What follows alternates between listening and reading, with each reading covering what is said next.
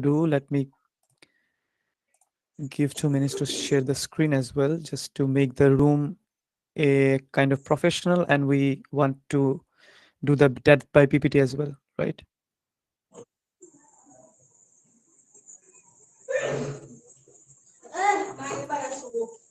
Maggie?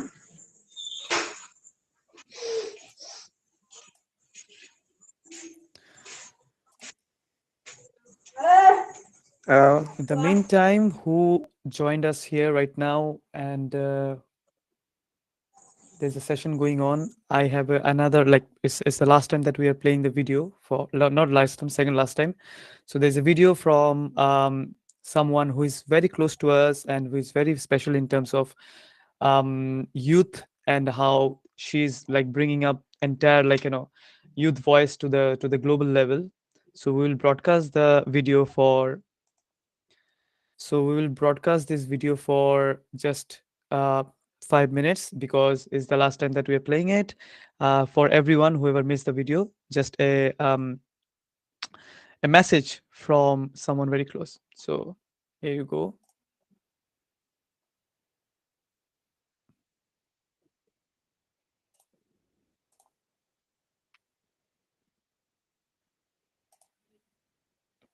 Everyone, here's Marcelo Oliveira, the Presidency of Climate Champion for COP30. It's a pleasure sending this message for the virtual COP. It's really important bringing the technology and the climate issues and the youth movements together, because we are the present and also the future, and the technology is with us. So why not make a COP in the metaverse? I think this is really, really nice. And I support this initiative. I hope you have a good moment, because the COP have to be inside the day of the youth, inside the day of the people. This is part of our mandate to make the process be more accessible, because it's about our lives. And we are facing the consequences of climate changing. So no more negotiations without the youth in the center of conversation. So a good virtual COP to you. And let's make the COP30 be the multirão of the youth. Yeah. Bye. Thanks everyone. Yeah, please carry on with your session. We will see each other during the closing ceremony.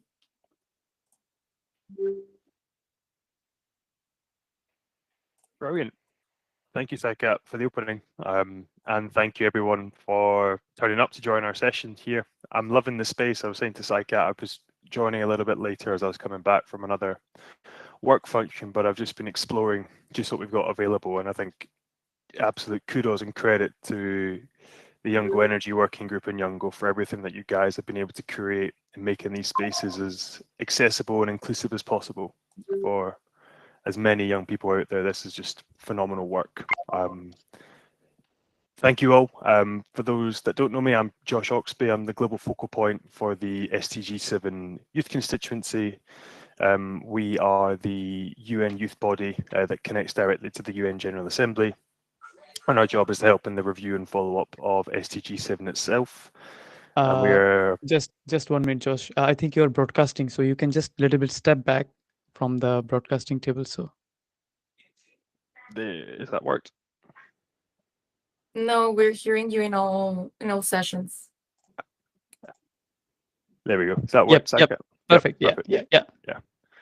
Well, yeah, as I said, my first time doing this virtual space. It's brilliant, but teething problems as we go. But love it. Thank you so much, Saikat. Sorry, Josh. No, all good. I think it's a brilliant space. But yeah, for those that don't know me, global focal point for SDG7 Youth. Really glad to be here at the invite of Saikat for developing this incredible space and platform for us all to engage and connect and begin to learn from each other a little bit more about what's available and what's out there in terms of climate change negotiation wise. So without further ado, Saikat, feel free to kick us off and I'll take over for our interactive peer learning session for one another. Well, thank you so much. And it's always great to have you here. It's not just the first time that we are doing the session. We've been doing a lot of sessions together, and it's, how can I say, a learning curve with you always. And great to have SDG 7 Youth always side by side with Young Energy Working Group. Our members, our colleagues, our coordinators, always been very praised of working together, and that's a space that we created, and we should have the space really enjoyable, knowledgeable, impactful, and as much as inclusive as possible. So you can see the screen that it's kind of governance training, but also in terms of navigating the negotiations for governance and reforms under UNFCCC. So what is governance? Like if we have negotiations, why need a governance? Why need a reforms in all the governance? So whatever you see in all the decisions, draft texts, and all the documentations under CMA, we will go through what is CMA, CMP. If you see all those texts, those are a form of reforms and governance that has been taken in measured decisions. So might be one of the decision which we can see, you know all about the Paris Agreement. But when you know about Paris Agreement, there is a lot of small documents which actually like are governing the Paris Agreement is NDCs, right?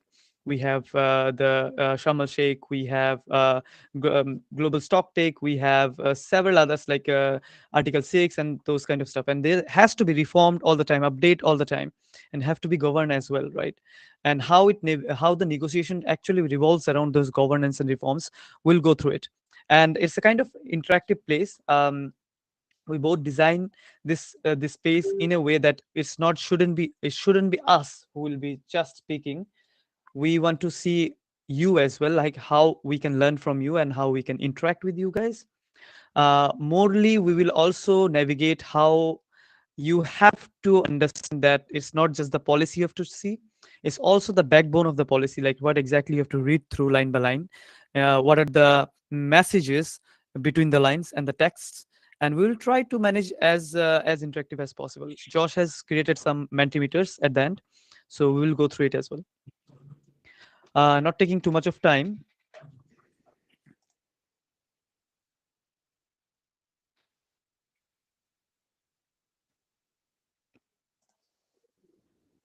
I think there's some kind of issues. Yes, perfect. So the thing is, for an example, right? For an example, was just a second. Yes. God. Okay. Sorry, as I say, technology. So you know. Yep. So as I said, what understanding the UNFCCC architecture, you have to understand what exactly UNFCCC is, what's exactly the convention looks like. So when we say about United Nations has a lot of wings: UNEP, UNESCO, UNDP, UNFCCC. What are those?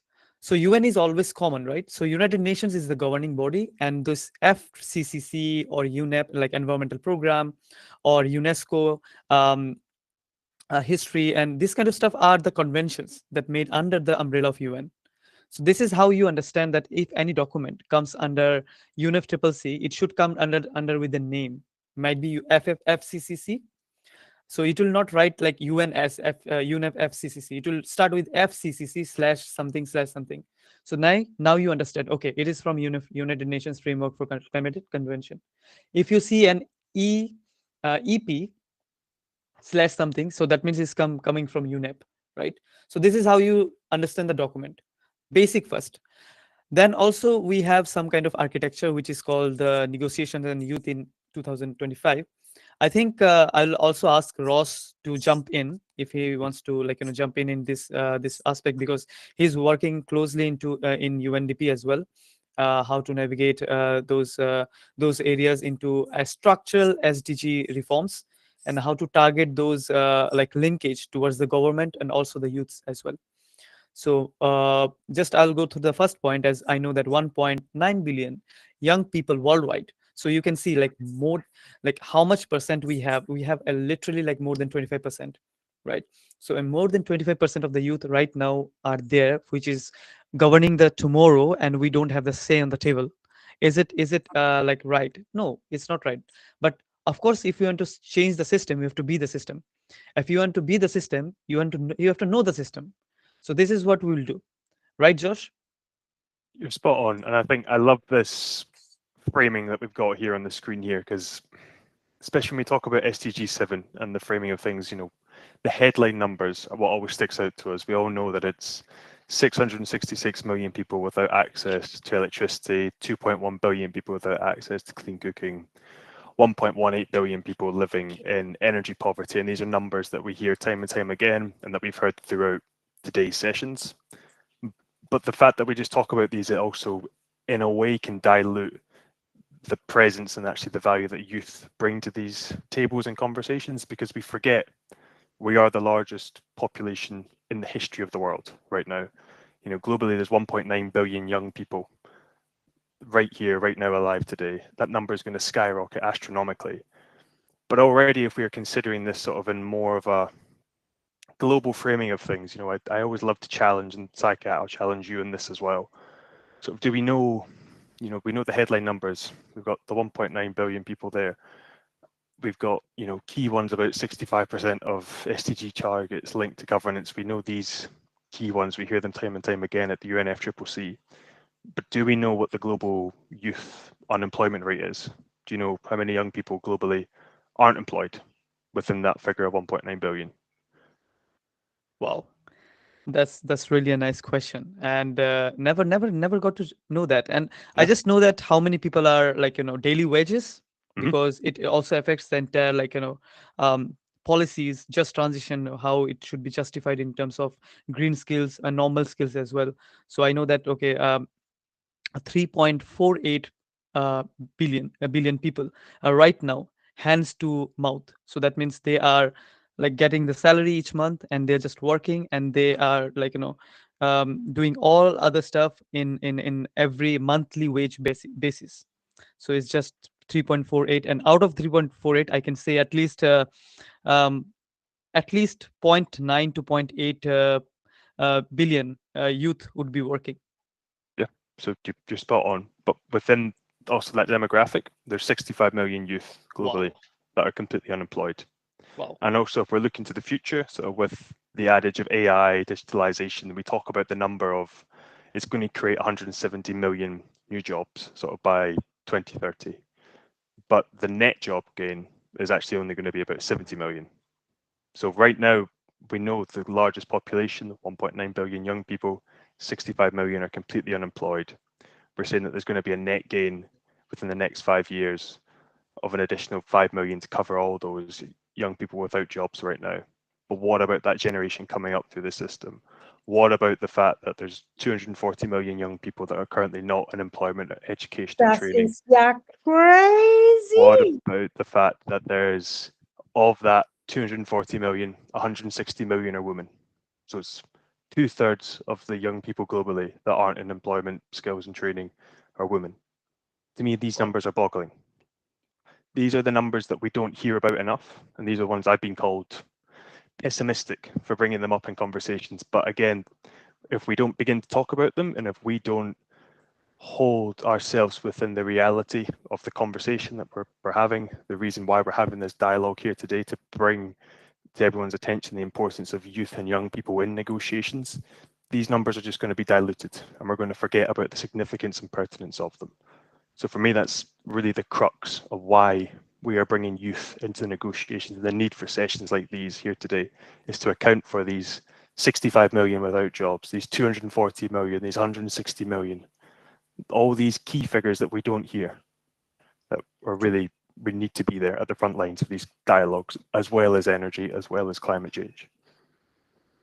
Thanks, Ross. And also, as we always say about the numbers, we know that more than 4 trillion annually is required for global financing gap. But we should know where the gaps are. Is it like the clean funds? Is it like the funds for renewables? Is it like the funds for loss and damage? Where exactly the funds rise? And where's the numbers? Because we always say the numbers, right? But exactly, do we have this amount of numbers in the bank? No, it's just the pledge. If this is the pledge, so where's the gap? What is the number? So this is what we will talk around. And of course, as we know that 1.18 billion people don't have access to clean cooking, we also have to know that 4 billion premature death each year happens just because of indoor pollution. So when we don't know this number, so that means we are extracting the information from bottom to top, not we are counting top to bottom. We're including those stakeholders, we're including those parameters where socio-economic changes drives. So when we speak about it, why not to just speak about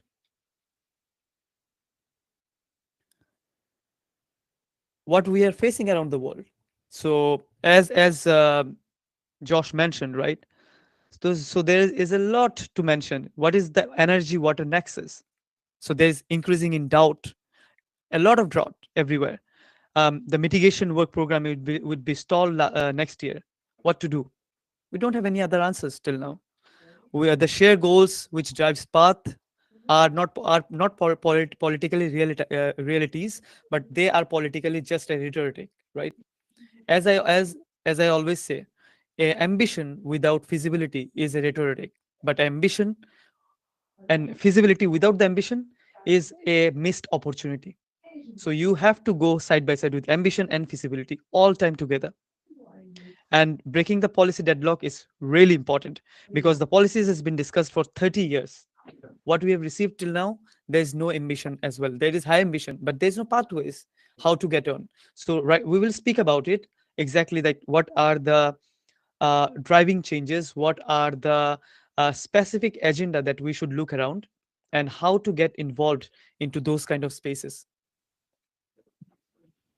And of course, when we say negotiation is a process that holds countries accountable, which is kind of NDCs or periodic reviews, do we know about it? Like how youth should be involved in it? How youth should be involved in NDCs? How youth should be involved in ambitious target? Do we know that national long-term targets are there? How many people knows here that every country do exist with an LTDs, and those LTDs are made with a consultation?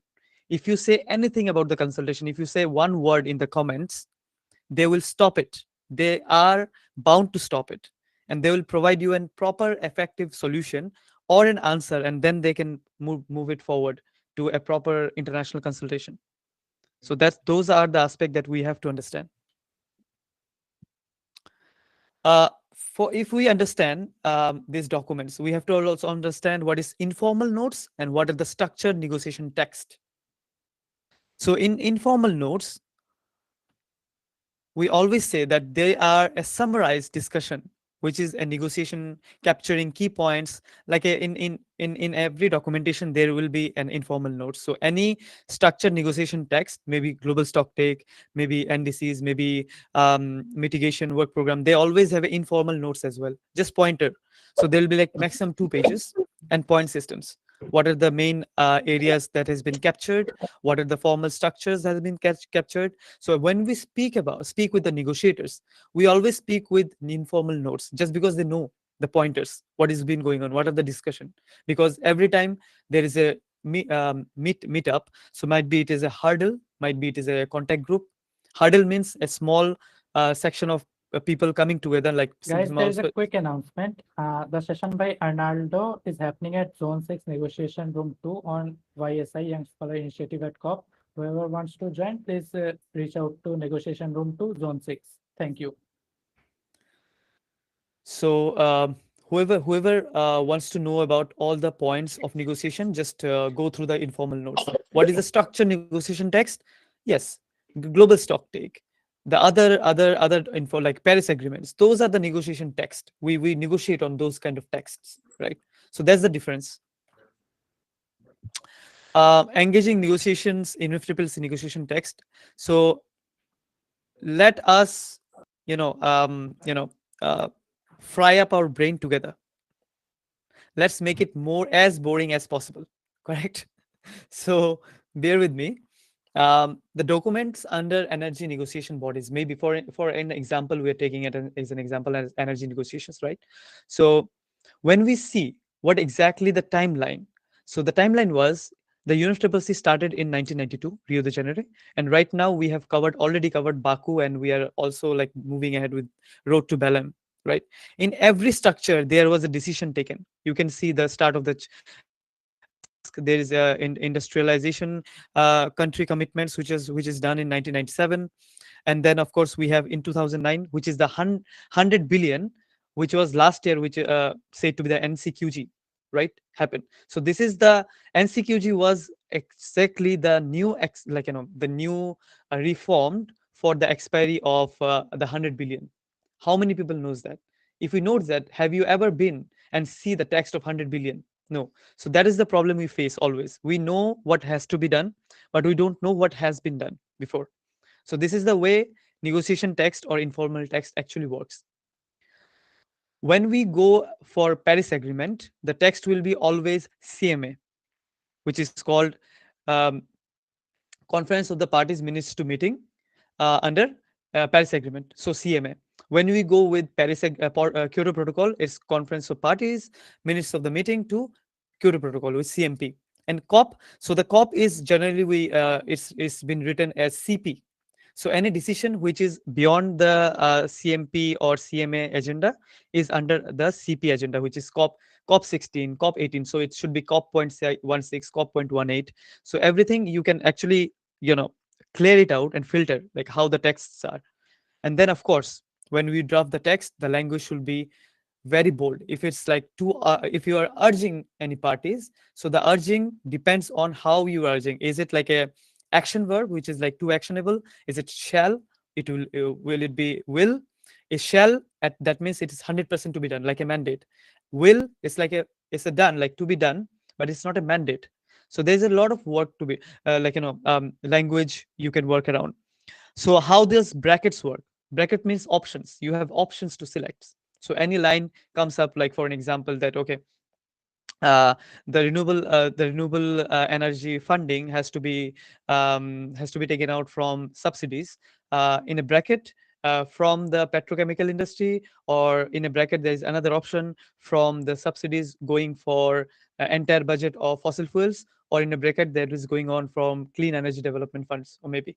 So there is the document, there's the options, and then parties do the negotiations. That is where the parties do the negotiations, that okay, we don't like this point, we don't like we want to put this point and stuff.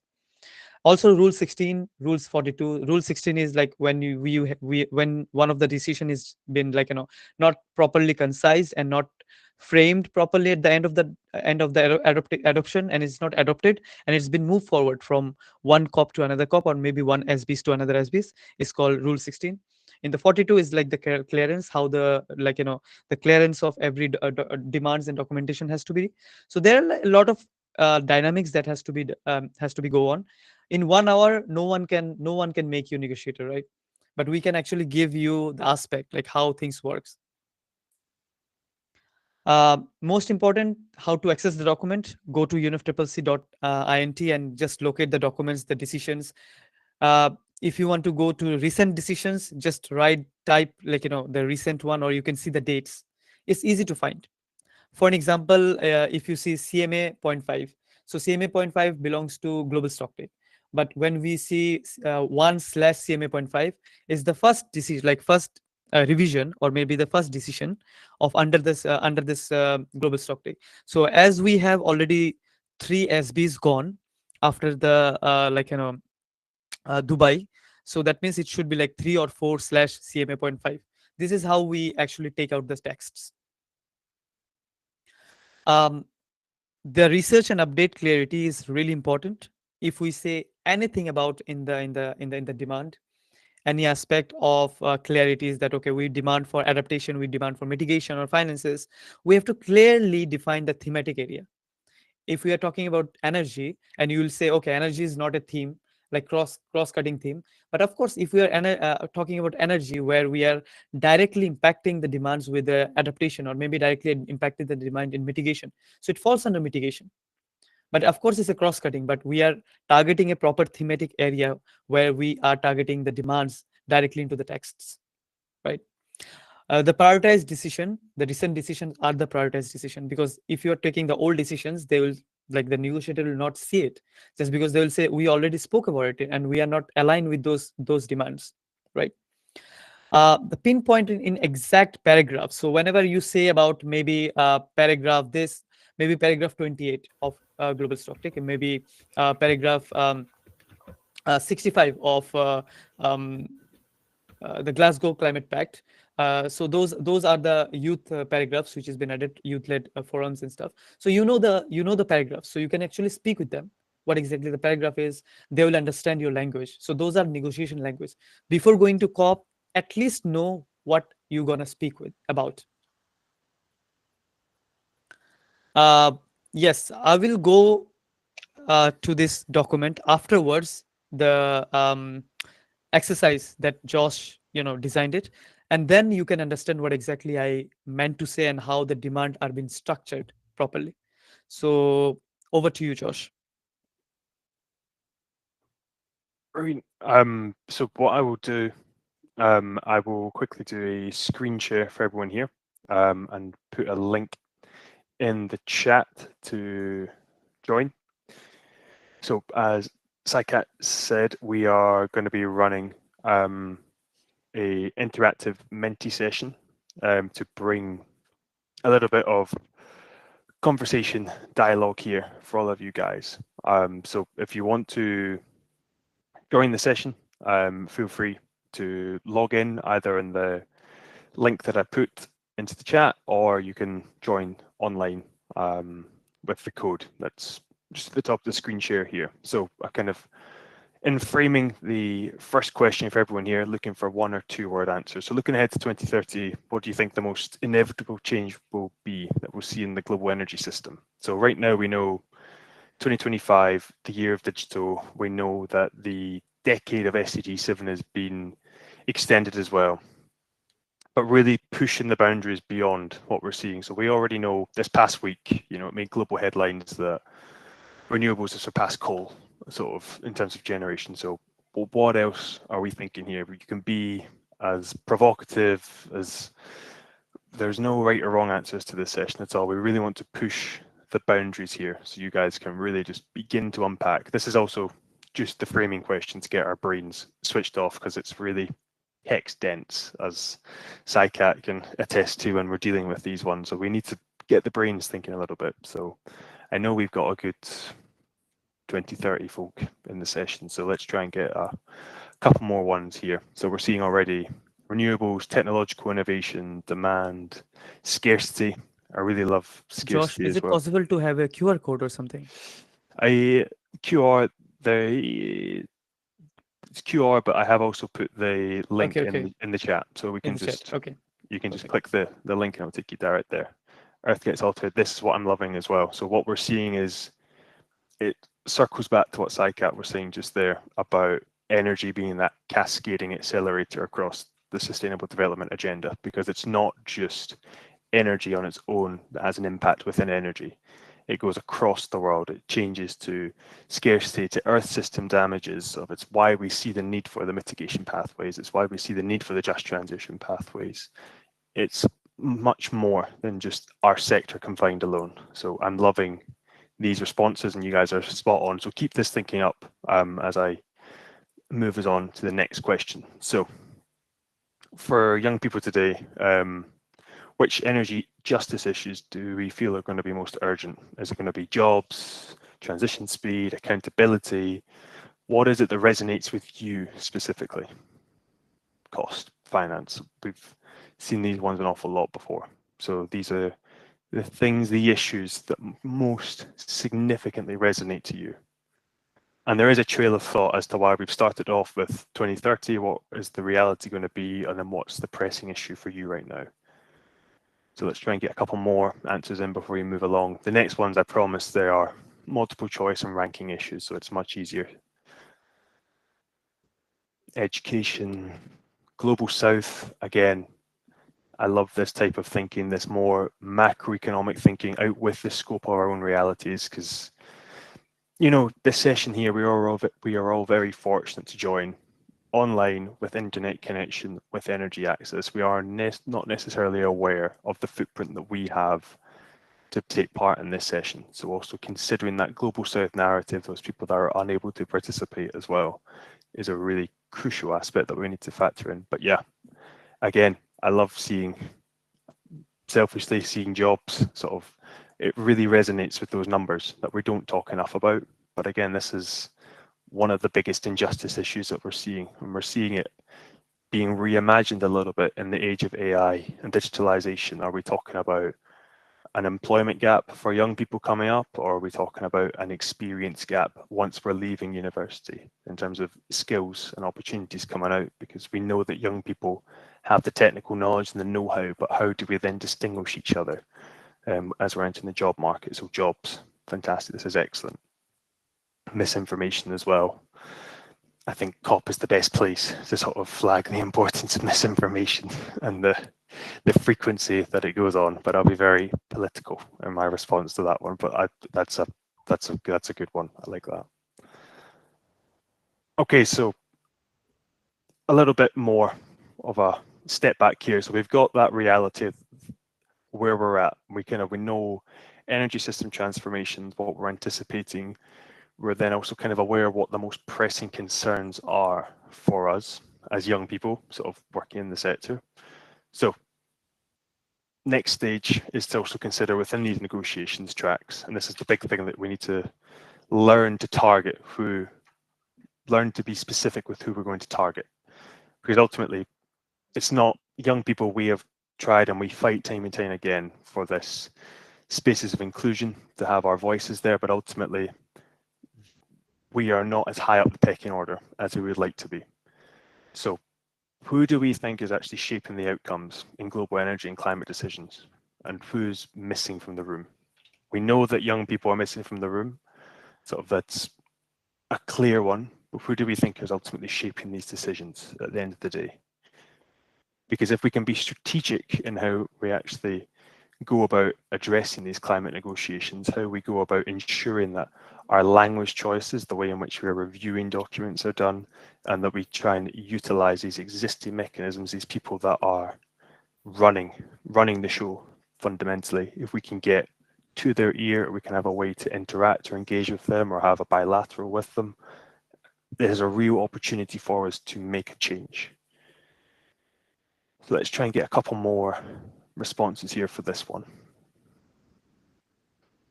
And Saikat, I want to turn it on to you as well. So who do you think really shapes the outcomes in global energy and climate decisions? Well, it should be the civil society and youth movements, and of course the financial institutes. But right now the national governments and negotiators are second, according to me.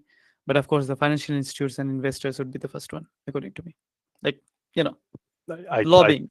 I fully support, and I think the big one, and it's what we saw last year with the need sort of actually for the finance dedicated COP, is we saw the power of money and this way that these people have in these conversations and these dialogues. We were very fortunate at COP28 to have the energy COP happening in Dubai, and actually the UAE consensus and the doubling and tripling of energy efficiency and renewable capacity. But then we saw very quickly, okay, we have these goals, we have these ambitions, we're building upon the Sharm el-Sheikh, we're building upon Glasgow. How do we turn sort of all this talk into action, into scaling? What's the missing link here? And again, even looking here, top two ones, fossil fuel and energy corporations, financial institutions, this resonates almost perfectly with what we're seeing in these dialogues. But again, it also shows us an opportunity here, because consider it in almost reverse order here. Who's missing from the room? Media and influencers shaping public opinion. To me, that's a real opportunity for us to be strategic and how we combine, say, media and influencers with financial institutions and investors. How do we create that connection point? And it's what we as youth and young people bring to these dialogues as well, are these inflection points of conversations about how we can strategically position ourselves, our skill sets, to make a change and drive it. So it's just a slightly different way of framing our mentalities of what we've seen before.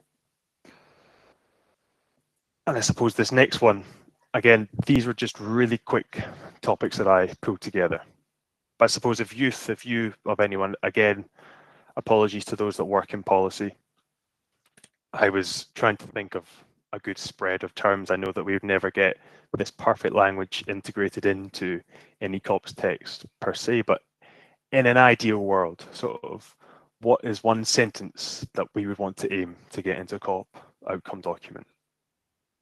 It doesn't have to be this sentence specifically, it can be the idea of the sentence as well. Because again, it's the language, the phrasing, as Saika had pointed to, it can be incredibly tenuous and difficult to actually get specific languages approved. That's why I brought in the phase out of fossil fuels, not just unabated. Actually specifically mentioning it, as we saw a couple of years ago, that was one of the key points of global dispute about phasing down, phasing out.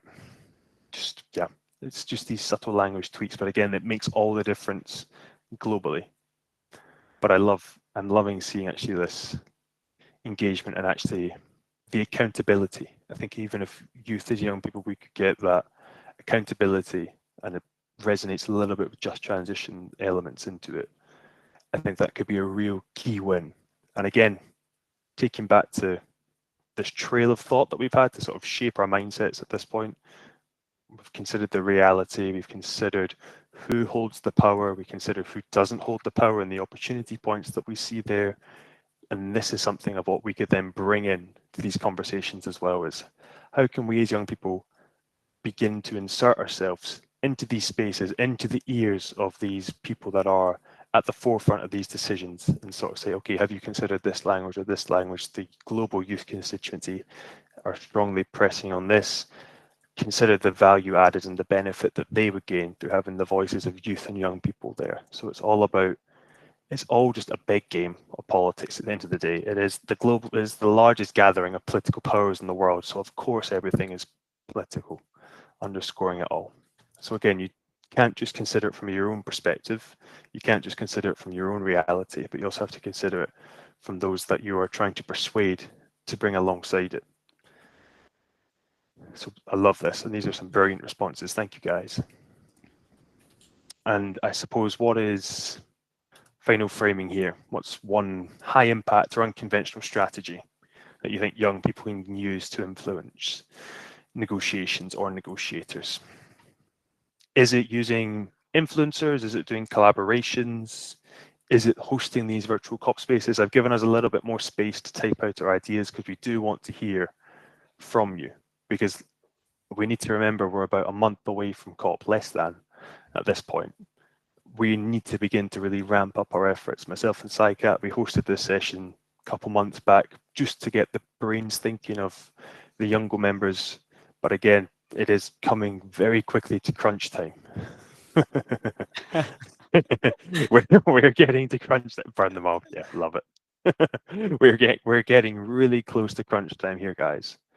So you have to be strategic and consider how you are going to ensure you can be at the right place at the right time. It's how we bring these opportunities about. It's how we begin to make changes. It doesn't always have to be about being at the forefront of protests or everything. There is work that we can do in the background, politically, strategically, that can ensure that we can have an influence, that we can have our voices heard in these spaces. So please feel free, add in as many ideas as you want. I like to suggest that we had a few weeks ago, Saika, about trying to do like a TikTok collaboration with one or two of these companies, and we've actually seen it. Our good friend, Laura Young, she's been a fantastic advocate, originally for disposing of vapes, but you know, she's pivoted into renewable, she's pivoted into climate, everything, and she's really been at the forefront of actually pushing the UK vis-a-vis the global agenda on the value of solar panels, especially in Scotland where we're both at. It's not something we would naturally consider, but it's still an option that's there, and it's actually ensuring that that information is accessible to a youth audience, to a more global spread of people at the same time as we're just scrolling through social. So I love that sort of form of innovation, and actually the use of one's platform to actually help advance conversations and dialogues. Storytelling, exactly. Creative impacts, fantastic. What about a virtual COP decision text next time? That could be a good one. That could be a good one for you to take away, Saika. What about we actually try and host try and get the key players of COP to attend virtual COP.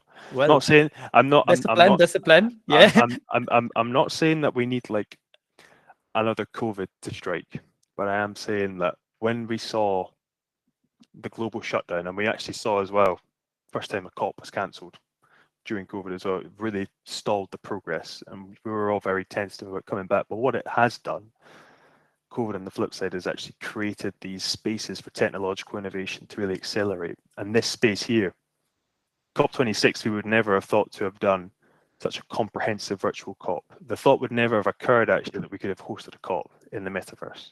It was just flat out cancelled because no one can travel to the country. We can't get the visas. We can't do this. We can't do the hotel stays. We're showing here today that youth innovation is actually driving change. It's driving intergenerational change. It's driving dialogue. It's driving policy change. Why not just go for this? Especially if countries can't decide where they're going to host it, why not host it where everyone everywhere can attend at the same time? Where we don't Exactly. need to travel, where we don't need to worry about carbon offsetting, carbon pollution from air, from flying globally, for flying in and out for 48 hours. Some of the guys that we saw last year for just attending a conference for the sake of attending. Why Also not getting an log in? accommodation this year. Exact accommodation this year. Yeah, getting to and from the venue. People, we've seen sort of this year the deforestation taking place to create these access roads to get to the COP venue. Sort of, do we need to do complete deforestation to host a virtual COP? No, absolutely not. Do we need to fly around the world? No, absolutely not. Do we need to worry about spending upwards of $1,000 a night on accommodation? No, absolutely not. We can all do it from the comfort of our homes. So this has shown to me the actual innovation of youth-led solutions actually driving changes here. I love it. Joining Forces Climate Justice Coalition, virtual COP output report. Zycat, I'm seeing an awful lot of added work for you here. Yeah. Yes. I'm loving That's this. a good thing. That's a good thing. Everyone is so on with us. Yeah, We'll take it to next year. It's gonna be a flagship of its own. Definitely. I think what I'm hearing from people here today is actually we need to take some of the discussions, some of the learnings that we get here, because you'll It be will traveling to COP. I'll be traveling. that's I'll one be of there. the one of the agenda. Definitely. Exactly. As we spoke before. And we need to actually act as that bridge between this virtual COP space that young people have attended. Because this is essentially, we've hosted a COP ahead of COP. It's the first time that we've beaten the UNFCCC to hosting a COP space of this magnitude, of this way, of this sort of caliber. So we've already worked through our own ideas, our concepts, our spaces of what we want. This is far easier than us sort of sat at the sidelines of a COP venue space, attempting to sort of quickly draft together a youth statement when we have all these incredible young minds, innovators, creators, dreamers on this platform right now that can help co-create these documents together. So for me, this is a huge opportunity and a huge moment, actually. It's a real inflection point for me in the youth agenda, this space that you've co-created here today, because this is transforming how we are going to be moving ahead with actually ensuring that we get all of these youth voices together, simultaneously ensuring that everyone can be reflected. Those that have the confidence to speak out, those that feel more comfortable in group chats. We are bringing together so many different voices, views, opinions, realities, experiences of people. It's just a phenomenal opportunity, and we really need to capitalize on this as we move into this physical COP space now. But yeah, I'm loving them. Zycat, you've got your marching orders, a clear call to action, real-time digital accountability campaigns during negotiations, translate updates. You know, that could be a collaboration also with Climate Cardinals, sort of working on the live translations of general documents themselves, but also the translation of the complex COP text themselves back to constituency members as well. We've got all these opportunities and these options here, and we're actually hearing directly from the young people that want to be engaged in these spaces. So I love this. Thank you all so much for these incredible ideas. I will stop sharing my screen now. I think that was incredibly informative and truly empowering sort of set of reflections that we've got from everyone here, because it's a real moment of change that we're seeing here in this space. So I love it. I think I'm really enthused, and we'll take forward all these suggestions that we've actually got from this Menti and actually bring it into an outcome doc, bring it into a doc moving into COP itself. That's the point of having all of our views, opinions, our ideas shared here. Thank you all. Thanks, Josh. It's quite fascinating to see the power of youth. It's not just the narratives that we do, it's how we implement. We always drive with a decision triangle. In one triangle, one part is always the institution, in one part is the actor, and one part is the public bodies. We always face around that, okay, the other body will do the action. We have to just go ahead and move with the flow. And we put forward the decision taking power to other bodies. So this is called the decision triangle, right?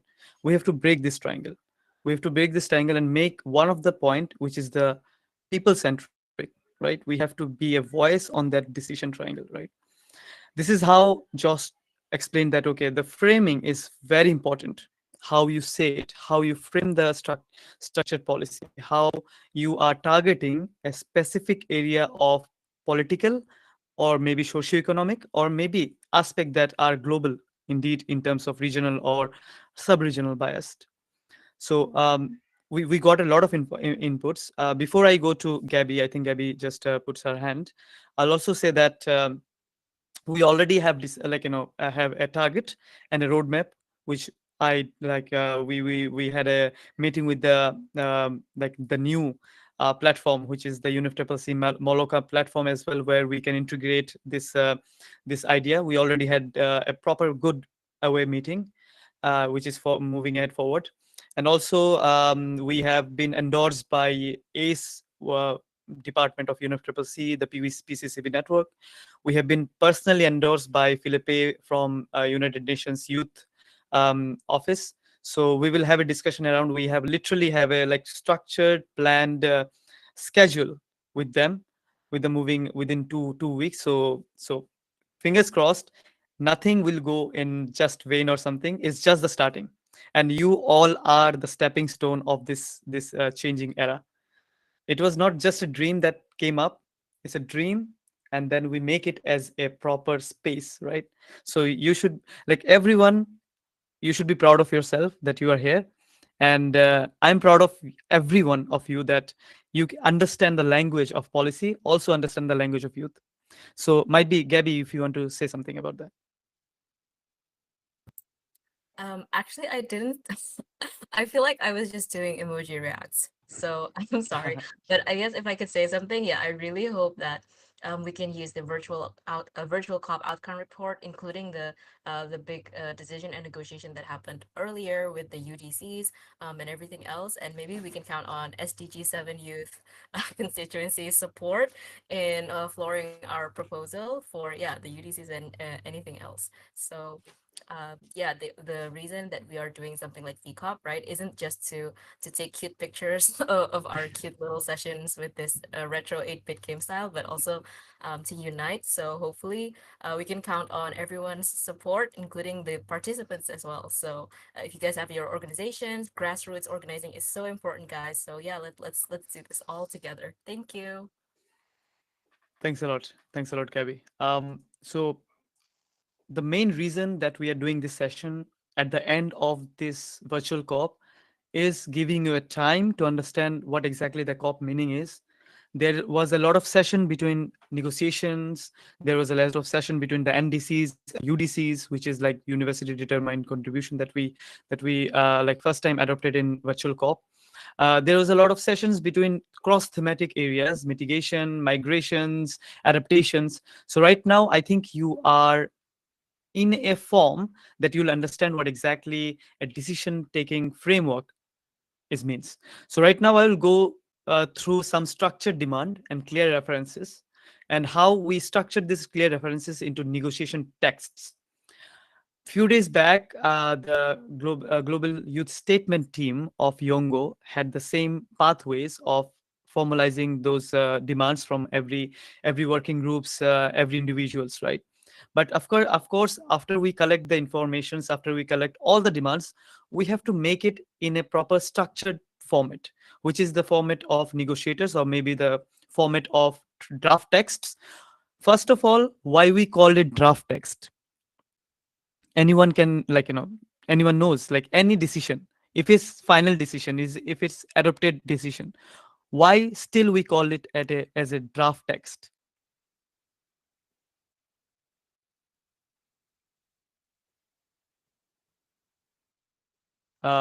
Yes, Aliza, you had your hands. I had a question from before, just because I was wondering if because Yongo also organizes the COP, the Conference of Youth, right? At 20, that's going to take place a few days before the actual COP.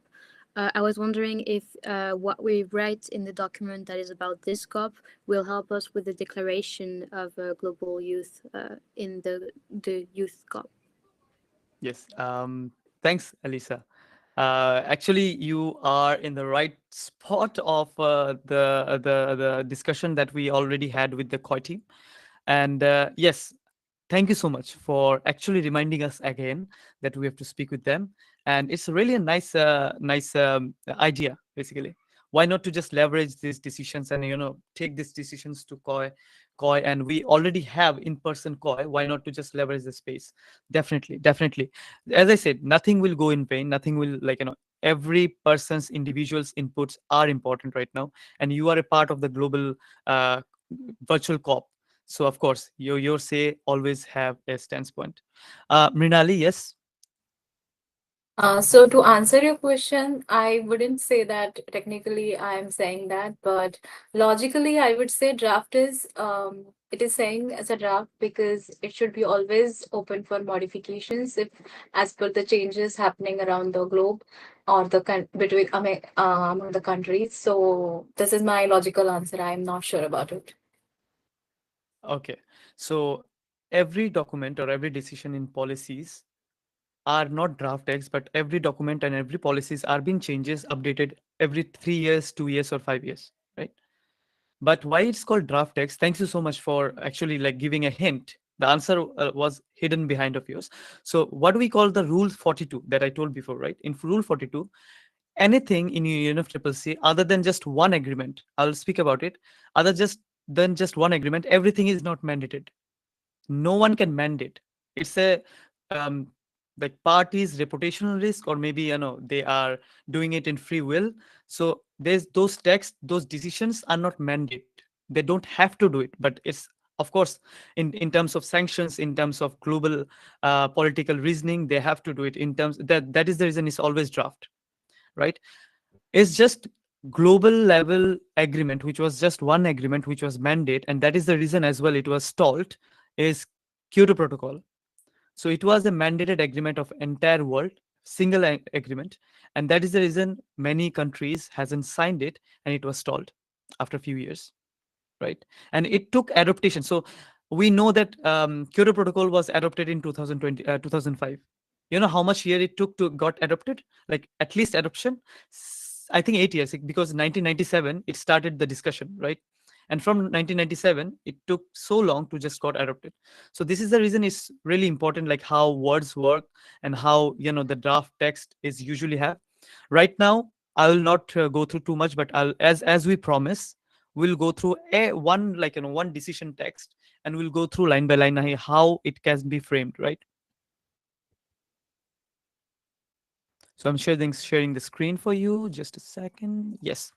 So let's go together and make it more boring as possible, as I said, right? So yes, in the screen you see structure your demand with clear references, correct?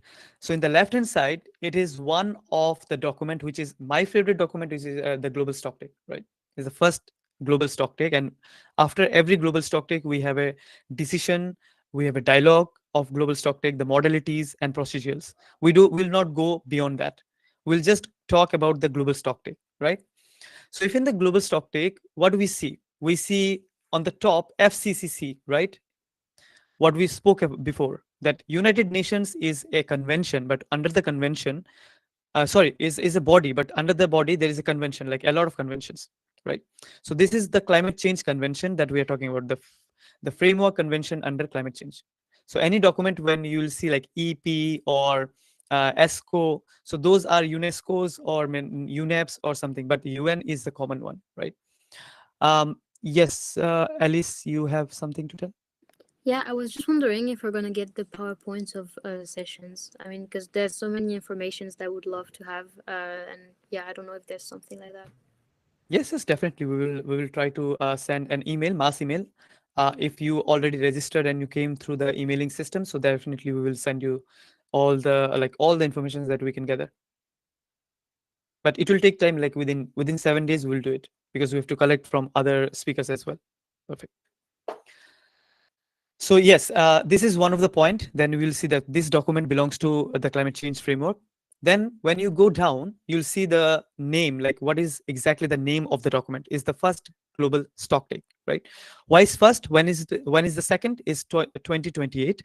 The second stocktake is we can expect, we don't go too much, but yes. Then we will see the draft decision number is /CMA.5. CMA means what I said, Conference of the Parties, Minutes of Meeting to Paris Agreement. So it's CMA.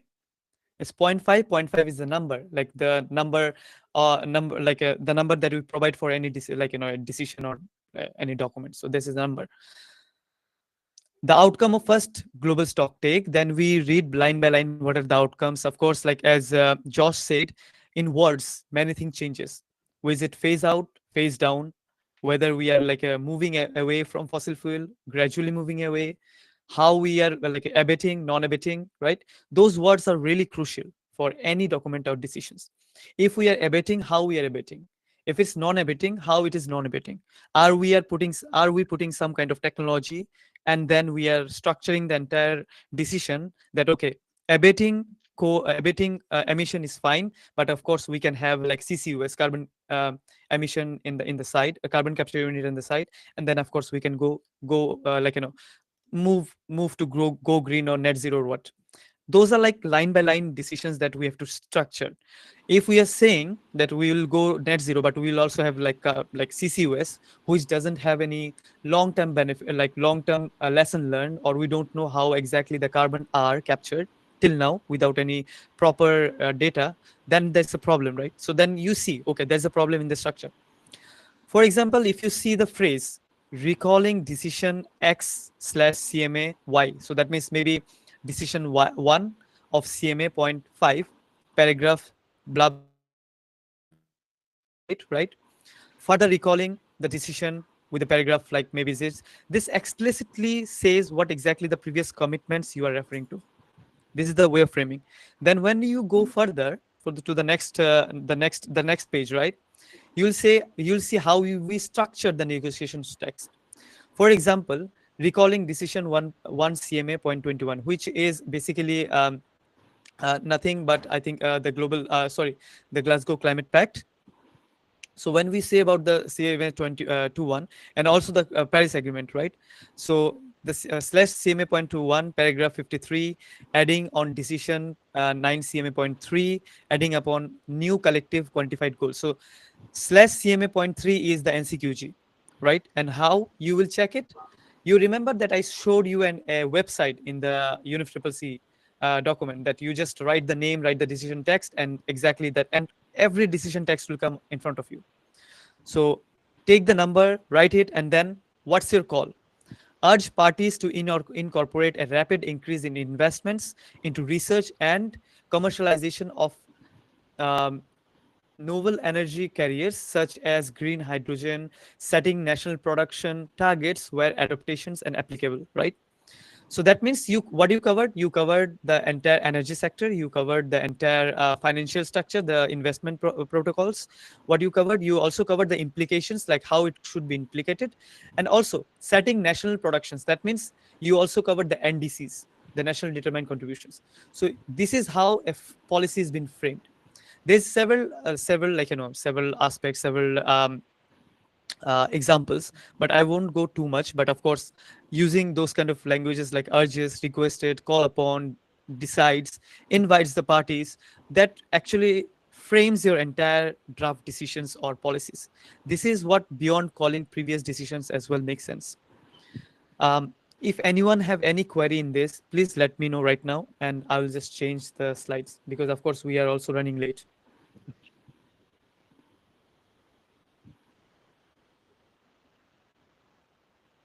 And this right here, I'll add, would also be the perfect time where, from that Menti session that we did, where we talked about the importance of what text we would like added into these dialogues or conversations, and how we strategically partner with organizations that are inserting these text chunks in.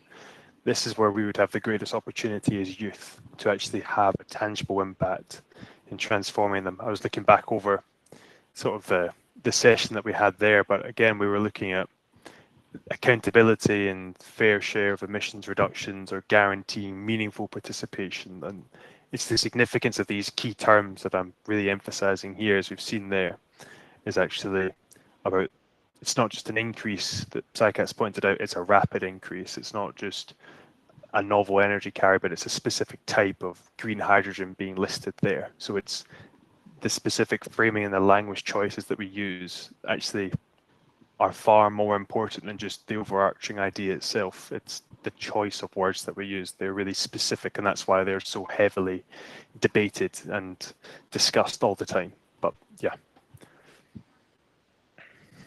Thanks a lot. Thanks a lot, Josh, for actually pointing it out. Your Mentimeter actually worked in terms of how thinking, it makes it easier to make people understand when we find it, how they think, right? So we are also a part of the process. We are also a part of the policies. But if we don't know how we think, how the global policymakers think, the negotiator thinks, then there's a problem of miscommunication. And the misinformation is pointed as one of the biggest barrier within 5 years by World Economic Forum. Within, I think it was in last month's biggest report, and misinformation is one of the stall take for next 10 years, where it will be a problem as well. So moving ahead for the next slide, I guess we are done. Don't worry, I'll not take too much. Of course, we already went through this.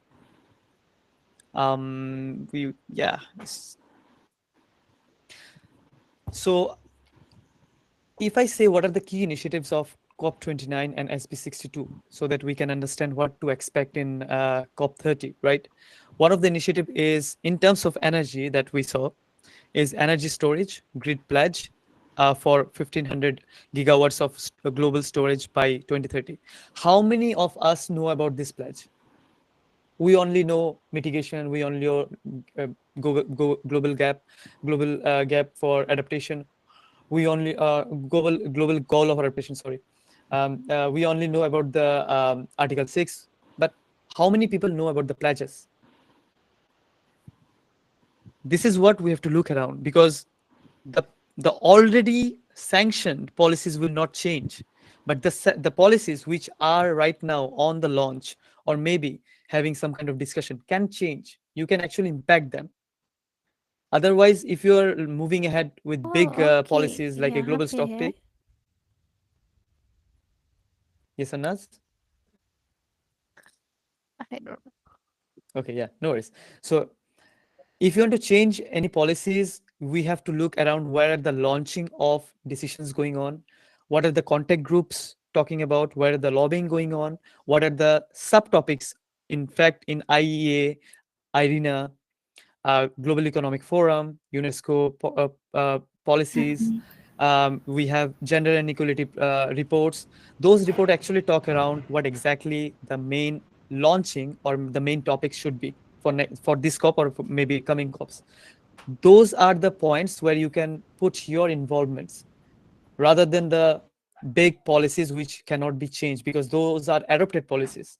Because in COP, we don't change policies. This is the first thing. In COP, we don't change policies. We actually adopt it, right? Every decision has been taken before. We have to just select that which decision comes before and after. That's it, right?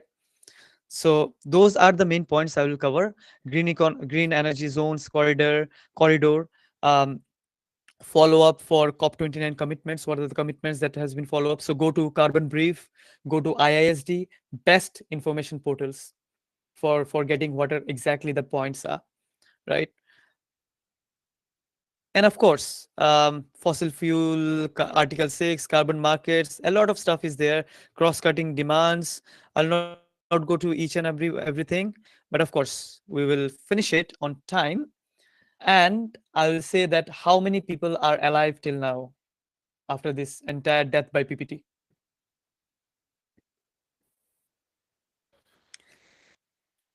So yeah, perfect. Thanks a lot. Thanks a lot. And also we are coming to our closing of this virtual COP30 basically. We will use the same room for our closing as well. But when we have time, people can join around, people can, come to us, I'll broadcast as well. So as we are moving to the closing, we will have some time. Let's discuss whatever we have, we learned today. If you have anything that you want to discuss right now with me and Josh and other people as well, just grab the mic and unmute yourself, and the stage is all yours. Yeah, I just want to say that the shape of the platform is a really great thing, because it allows, as you said, like these multiple like levels of communication where people can type, they can. Oh, Yeah, we can sorry, hear you. my connection. Yeah, okay. People can type, people can chat with their cameras off or on. Like, just, yeah, I never saw something like quite like that. And it's a great format, and I definitely think we should keep it up, because it's allows such like direct connection all over the world. That it gives them a lot more opportunities to people who normally their voices would not be heard. And I do believe that we should definitely look at, as we talk like for the women's panel, I do believe we should look into who is not being listened in the previous COP, and take their voices and guide our policies with their voices, because the content, what we put behind the narrative and how we frame things, we have this priority of making unheard voices and people who have marginalized communities being heard, because we have that power, and we have those tools, and we have, like in the French Young Greens, we have Anna, who's going to go to the COP in person with Lena Schilling from the European Greens. And so for me, it was really good that I could have all this information and bring it back to her, and maybe she can talk about it with Lena, and then it will have a real impact at the actual COP. So yeah, that's just great. I love that I heard from so many people today from all over the place. So that's just, yeah, great job in organizing this. I imagine it wasn't good, like easy to organize all that. So yeah, great job. Well, kudos to our entire team, especially the design team and the program team and everyone on the ground. I can't say more thank you. Like, it will make me more emotional right now. I'll cry rather than, just because the amount of time we covered together. It's just so nice to have everyone here.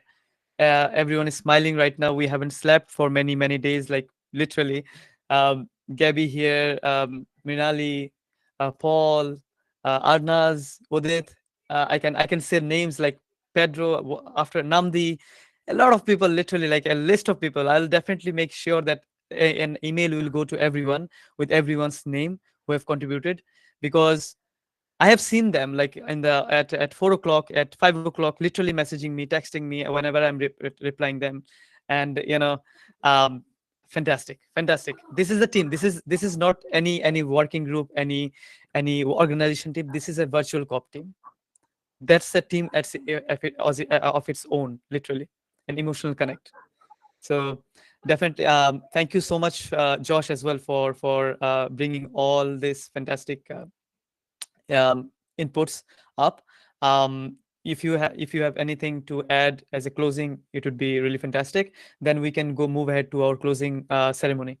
It will be in the same stage. Nope.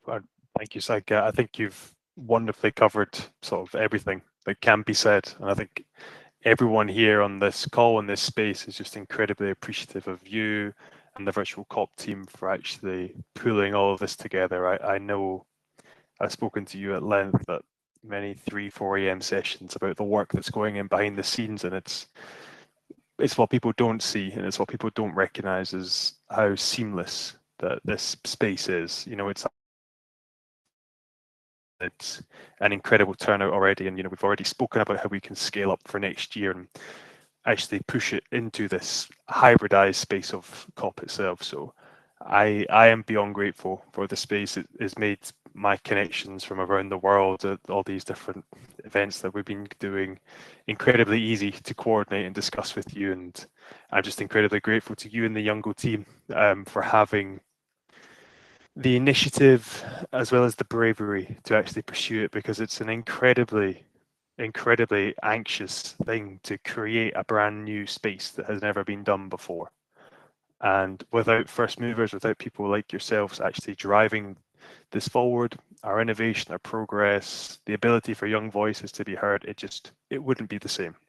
So thank you for essentially reimagining what it means for youth inclusion and actually generating excitement ahead of COP, because it reaches the headlines globally for 1-2 weeks a year, let's be honest, then we forget about it for a month, and then the rest of the world, when there's a wildfire, all of a sudden remembers it. But this has kept momentum going across socials, across group chats, everywhere. It's been fantastic to see, and I'm just so grateful for it. So thank you.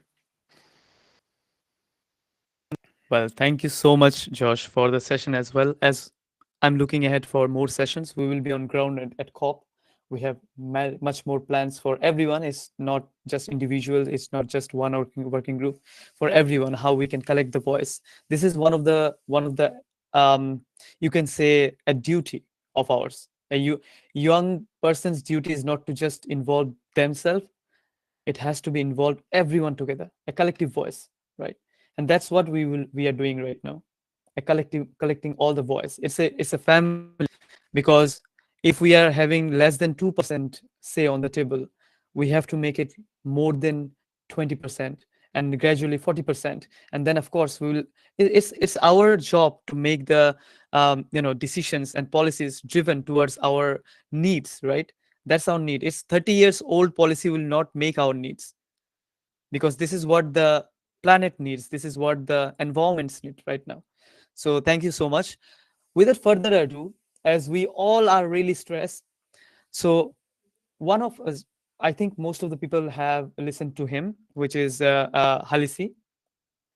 I will share a video of Halisi of his new song, and he dedicated this song to this platform. And I'll share it for 2 minutes. It's just two minutes something second video. Until unless, I would really request all our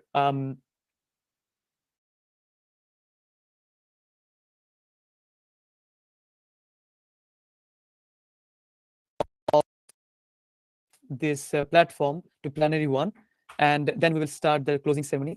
I can see 91 people here inside the platform, but we need to close the platform. We need to close the event, which was 12 hours event. So I would really request everyone, the ground coordinators, everyone, to guide and each and every person inside the sessions, inside the events, to be in Plenary 1 Zone 2.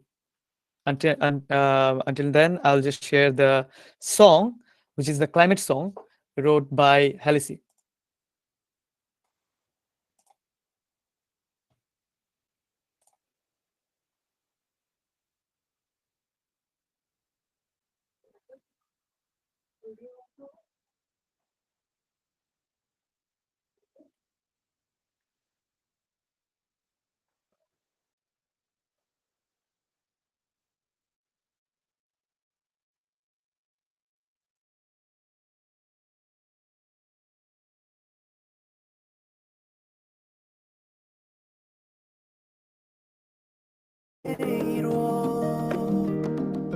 Newito odoire Rowero soke mokaro Sahau mila ni mtumwa, ndo maana magonjwa yamejajaja. Sahau mila ni mtumwa, ndo maana mashamba yananyauka. When you forget your culture, you'll never know who you are. When you forget your culture, you'll never know where the answers are. Oh yeah, did our mother, oh yeah, oh yeah, did our mother, oh yeah, oh yeah, did our mother, oh yeah,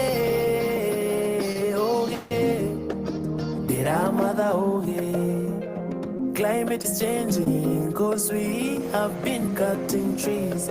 Ancient times we were praying under trees.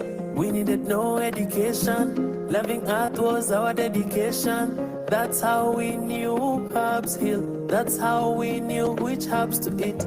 Sahau mila ni mtumwa, ndo maana magonjwa yamejajaja. Sahau mila ni mtumwa, ndo maana mashamba yananyauka. When you forget your culture, you never know who you are. When you forget your culture, you'll never know where the answers are. Okay, did our mother okay, okay. Did our mother okay, okay. Did our mother okay, okay. Did our mother okay.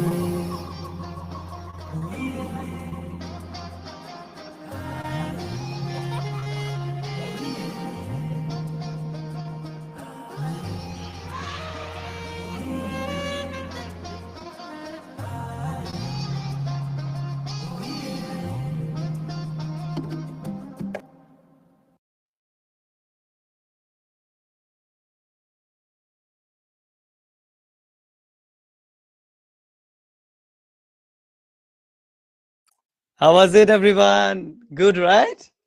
Yes. Every notes. Yes, really amazing. The music, oh, it's good. It It's was good. fabulous. We love you. Amazing. Thanks a lot. We will definitely share more songs from him. He actually dedicated this song. So definitely we will share the songs to you. And there was a live, he was singing live actually at one of the session here. And yes, fantastic. So those small things actually make our day. I can see everyone is here, so I can start the closing ceremony, of course. And I'll close it. Yes, Can everyone. can we try to get everybody from the other zones? I've been trying to get them.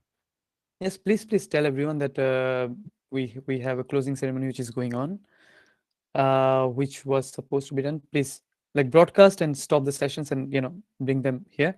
In the meantime, I'll just start the closing ceremony. As I would love to invite the entire coordinators, especially the coordinators who have worked with me and for 2 months here with me, so that I can get at least one word from them, how they're feeling, how they felt before and how they're feeling now. So those are like two same questions for everyone, so that we should understand like how was it a success, or might be we need more improvement in everything, right? So might be we can start from Gabby, Why me? because Okay. you are shown in my screen first, so that's why. Okay. So I got the wrong luck. It's okay. So I guess the way I feel before and after, maybe it's actually I've for a long time I felt really cynical, and kind of almost like hopeless. Like I don't know. We talk about climate anxiety, but I think I'm past that. I'm on climate depression. Like yeah, nothing's gonna change. So that's genuinely how I feel for such a long time. But then I started to try to get more into communities, being more active, and appreciating the little things. Like even though it's something that maybe people will look at it, oh, so it's just a VCOP. It turns out it's just a youth thing, so it doesn't really matter as much as COP30. But I tried to change my way of thinking, and after especially working with other people who show how passionate they are, who work so hard, like everyone else in the team, it definitely restored my hope, and now I actually feel hopeful again that hopefully this generation and the next we can actually do something about the climate crisis. So that's maybe for me. But also the question was how you felt before the event and how you're feeling now. please. Right. Yeah. So now I actually feel hopeful. So Hey, nice. after yeah, working with all of you, now I actually think, yeah, you know what? Maybe we do have a chance after all. That's great. That's great. Paul.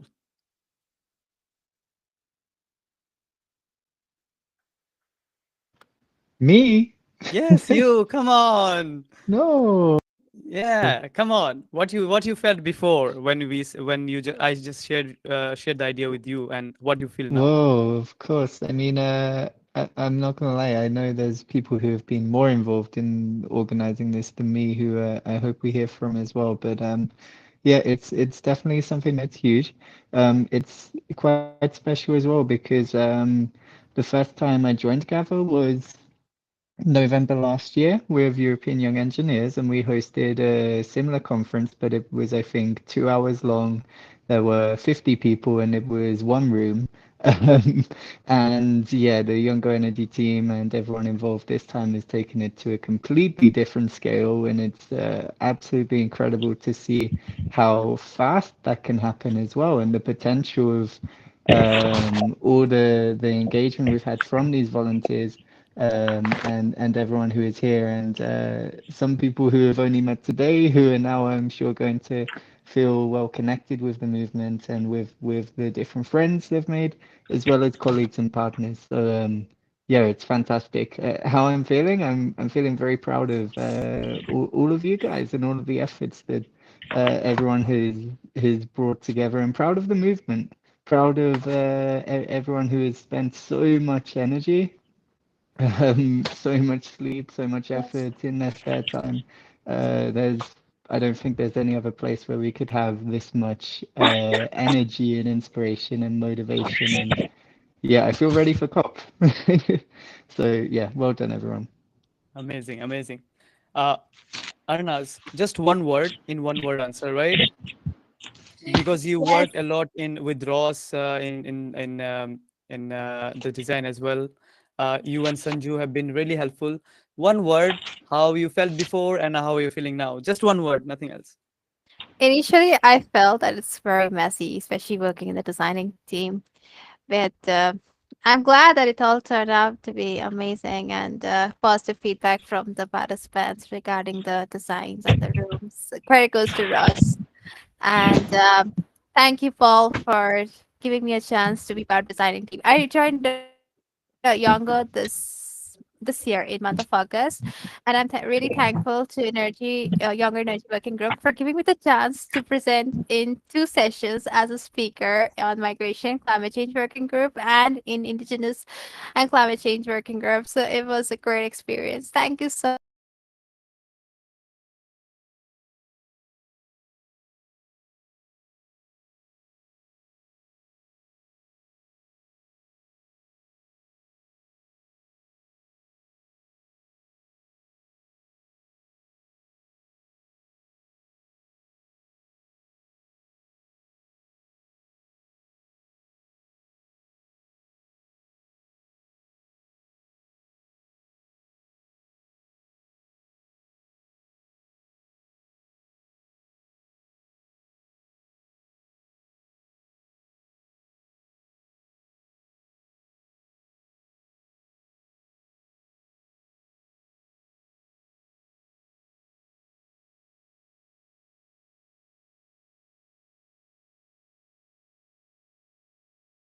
Entire volunteers. So it's the name is still going on, and we are still learning from each other. I know that there was a situation in the morning that we created that everyone should feel the heat of COP. It was like kind of planned, but also not that much planned. But yes, everything was easily done. Ross is not here, but I really want everyone to have a applause, like literally applaud for him. Without sleep, without anything, single-handedly, he was designing the entire platform. So Ross is not here, but of course, definitely, I'll pass on the goodwill to him, the message to him, definitely. So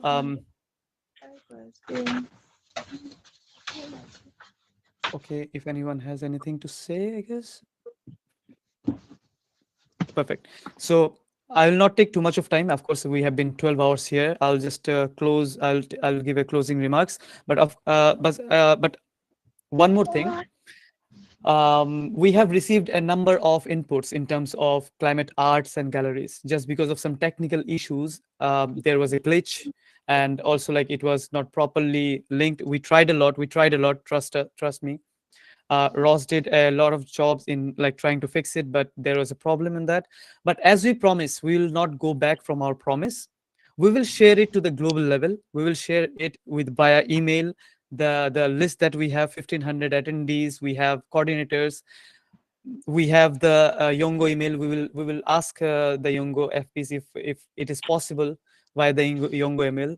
But if not, then we have our own email people, all the chain, whoever submitted. We will definitely showcase however possible. We'll try to showcase however possible. Definitely. We have our YouTube channel as well. But it's a promise that no submission will go in vain. Every submission counts, every import counts. So we'll make sure that that particular submission, the art, will reach to everyone with the name and with the specific target of audience. By saying so, I'll just we will have a closing remark by me, and then of course I'll ask anyone who wants to come and if they want to like share anything of their by closing. But I was hoping to have the FPs, but the FPs just told me yesterday as well that they would be really busy in the I think pre-COP. They've been trying a lot to be here. Trust me, they've been supporting since the start, as keeping this virtual COP under the Yongo, and also like emailing people all the time. So they sent their hi and a goodwill to everyone as well. But yeah, they tried to be here, but they couldn't. I'll share the message to them as well.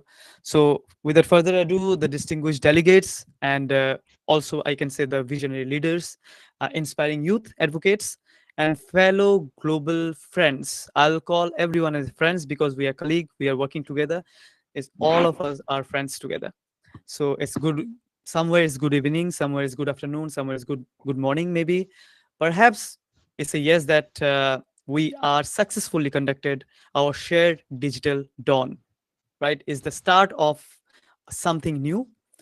Today we have not just opened the conference of parties, but it's the inaugurating of entire new era of climate action. So welcome to the era. Basically, it's just the starting. We are not going by, we are just saying bye to this day, but welcome to the era.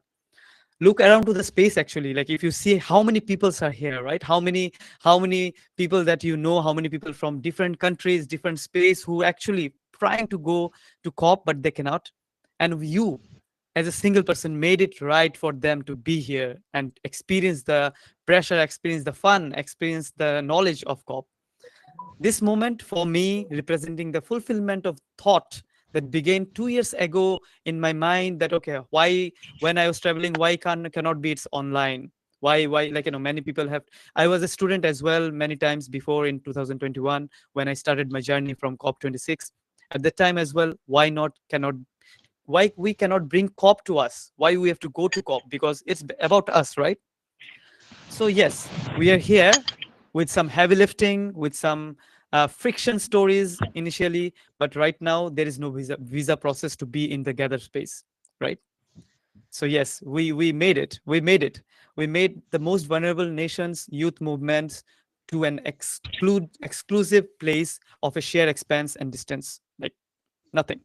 The most passionate member of climate community is you, is us, is every individual, and locked by the geography and finance basically. And there is no geography and no finance right now. We cut it. We stop the barrier.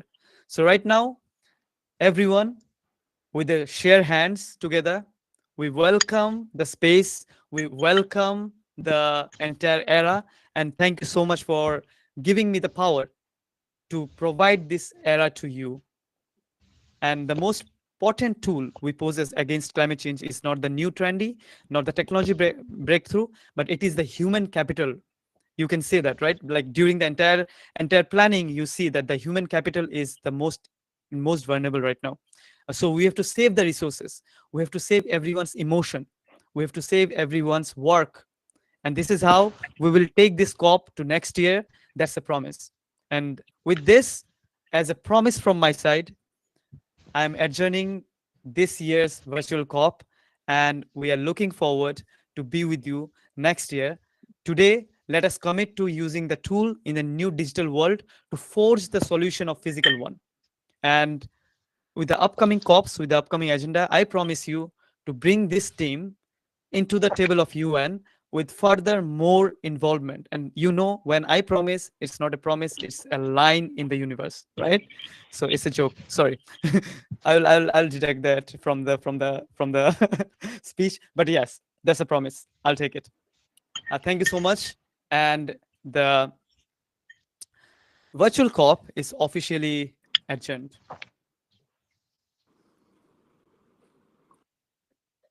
You can unmute yourself, literally. I want to hear the clap. Come on. Thank you so much. Come on. Yes. Thank you so much. Everyone. Clap for me, people. Clap for me. Amazing. Thank you so Thank much. you. Thank you, Saika. Thank you. Like a tears. Well done. Thank you. Thank Everyone you, have a thank good you. night. Good day. Congratulations, Thank you, Saikid and the thank you. whole team. It was an amazing. I was thinking we were supposed to take a group picture, right? Should we? Yeah, come on. Don't go. Like whoever. Don't That go. would be amazing. Yeah. Okay, So you can turn on whoever the like camera. Yeah, to take a group a picture. group picture. How do we Yeah, do turn on that? the cameras, please. Yeah. Whoever. Oh my God, I can see 93 people, and where are the 93 people here? Whoever is still awake. Picture. Okay. Yeah, giving some time to open the camera. Open the camera. Come on, we are the youth. We don't have to change the background or something. Yeah. Everyone can also move the avatars to like stand in front of the stage. Hi, Sabu. Tu Oh, m'entends, it's Sabu? smart. Wait. Oui, je t'attends. Oui, je t'attends. Qui parle français, s'il vous plaît? Je parle français, moi. Désolée, Bon. c'est nous. Je suis des jeunes écologistes. Et donc- ça vous du Mali. Merci Trop pour cool. toute la COP. Tu as COP, c'est passé en français, c'est très bon pour nous autres. Voilà, ça Vous ça avez fait marginalisé. très, très bien. So, Vous avez marginalisé.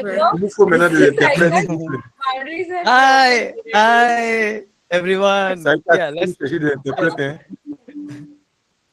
Hi, everyone. Please open up your camera. It will be good to see the faces, and of course, we will take a picture. It's a really landmark.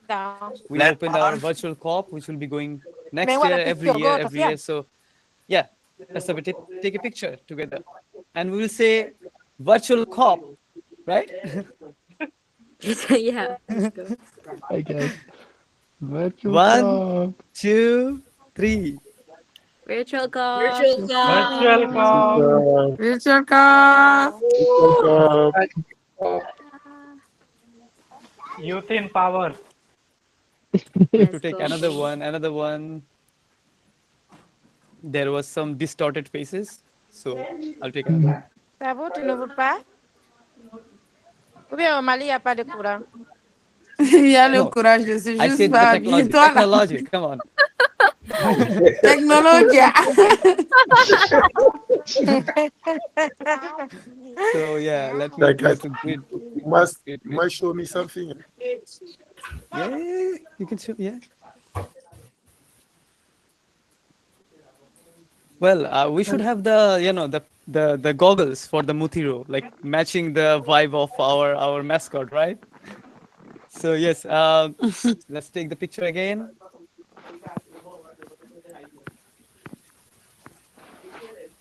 Just a second, might be good to have a screenshot rather than taking from this virtual COP space. 1, 2, 3. Mutiro.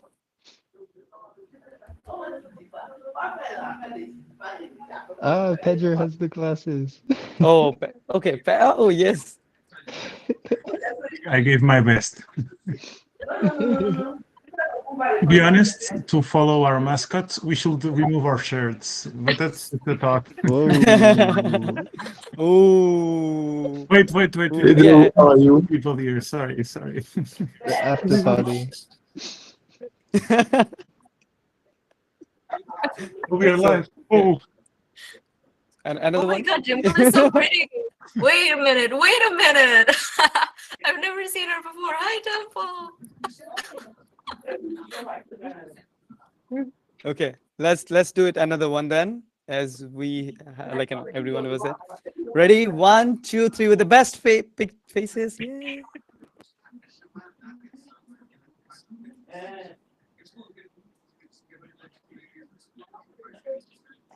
Oh, it was so good. One of the best. One of the best. Thanks so much, everyone. And just sleep tonight properly with a refreshing mind. Listens to some music.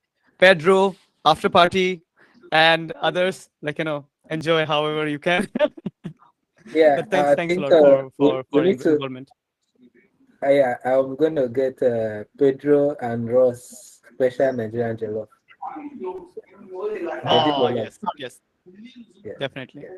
Definitely. Thank you, guys. It's one of the Please, best. can I get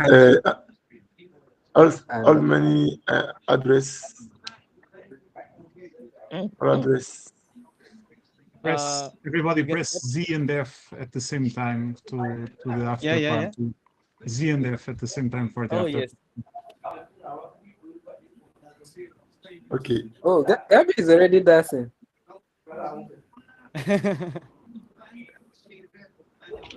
But yes. That's awesome. Enjoy the space. It's open for 24 hours. We paid for 24 hours. So it's your space, whatever you want to do after party, open up a bar, or maybe like a climate negotiation, or maybe like bring someone negotiator and do a plenary or something. Everything is open for you. So enjoy. Right? Okay. you. Okay. Bye. Bye. Thank you, everyone. Bye. Thank you. Bye. Thank you.